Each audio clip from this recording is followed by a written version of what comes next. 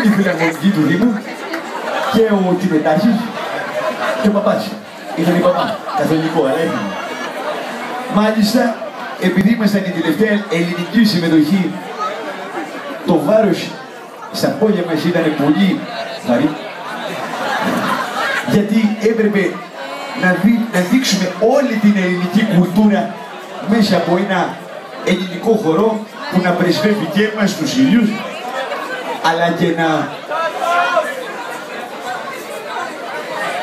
απλώσει την ελληνική υποσυνείδητη, αλτρουιστική, βεπεριανή απίσταση της σύγχρονης αγωνικής περιοδικότητας.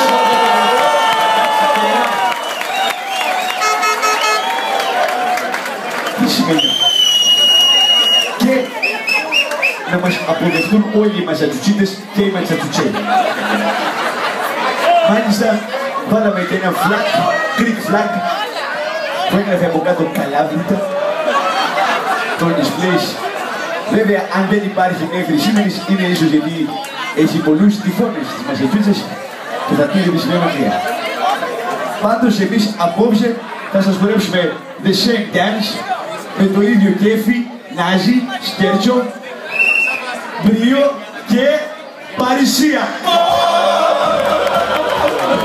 2 ώρο και είπα. Το πέντε κάτω. Το κομμάτι μιλάει για την ιστορία του Τόνι και της Λόλα και πάει κάπως έτσι. Ακούστε.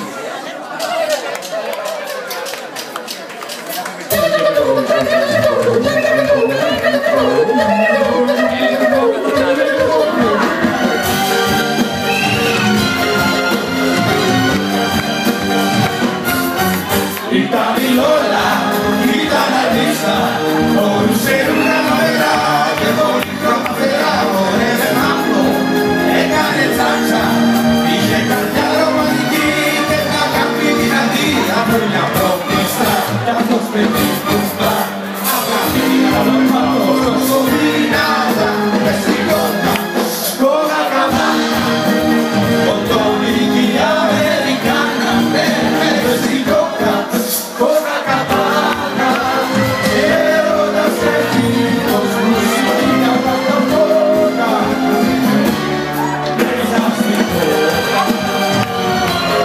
σκόγα καβάνα, και κάποια